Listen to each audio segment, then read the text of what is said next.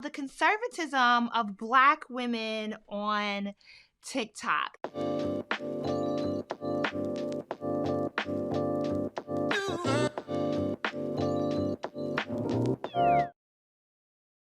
Now, what Dana largely does is she does relationship dating discourse content. She herself has very publicly stated that she has divested from dating. She's never dated a man who she saw as a husband. She has really high standards and boundaries, and she's okay with being single. Now, she goes back and forth with Black men a lot, but her content more recently has tipped over into giving critiques of Black women. I think she really solidified for me the idea that you cannot build a brand around relationship and dating discourse without very quickly tipping into classism. Because the truth is, you can't really do relationship and dating discourse, especially when it's targeted at Black Americans, without tipping over into white supremacist conservative talking points. Because so much of our dating discourse is rooted in this idea of removing the blame from structural issues, from institutional structural problems, to a matter of individual choice. She has been at least a modicum of honesty about the fact that the current politics she holds, in that she's not community minded, she's not seeking community, she doesn't believe in sisterhood, but that she also doesn't think all men are bad, right? She knows some good Black men, but she has never dated anyone who she felt was worthy of being her husband, and she's okay with being single. I feel like there is some grace to extend to her, because it is not like you can't see the contradictions in her politic. Because in my mind, the people that get on YouTube and do the divestment and hypergamy and dig even deeper into what I would term like a conservative a black traditional conservatism, is that they don't show themselves. And so they're able to just make these grandiose statements about how everyone else's politic is wrong, how their ideology is the right ideology, and they can make up all these lies about how the life they're living and the lifestyle that they have, and how that's netted from these what I feel are very harmful ideologies. And they kind of travel further because people pick up on the material aesthetics, which they're just posting from stock images. I think there will always be Negroes who think like her.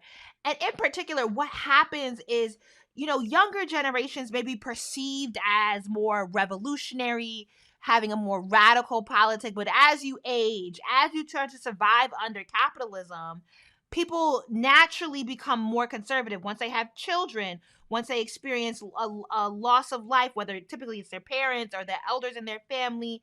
People tend to lean in out of survival into this idea of, okay, well, I'm just going to try to survive in the now. So let's create politics that help me survive in the now. And that tends to be conservatism. The imagination stops at a certain point, especially because this society browbeats you down. Like, it is really hard to be a millennial dealing with late stage capitalism and realizing how much different my life is going to go from my parents because of the political changes.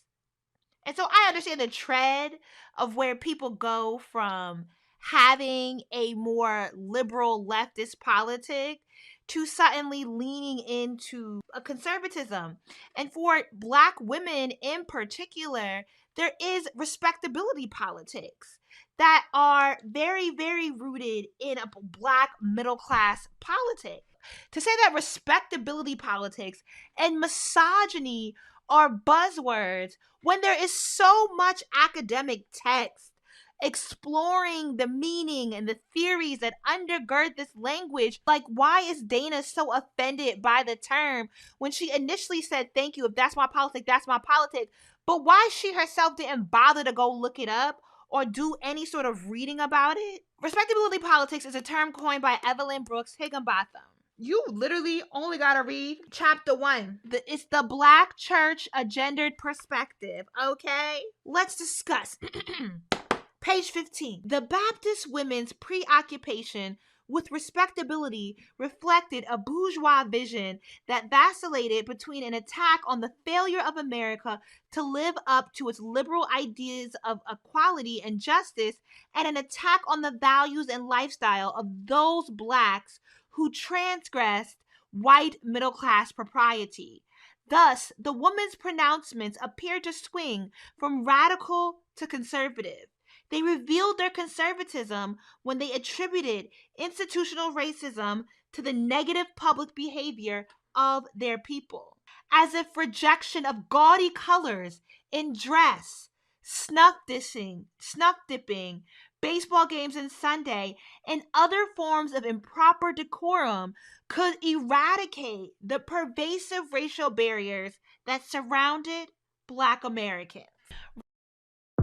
Transgender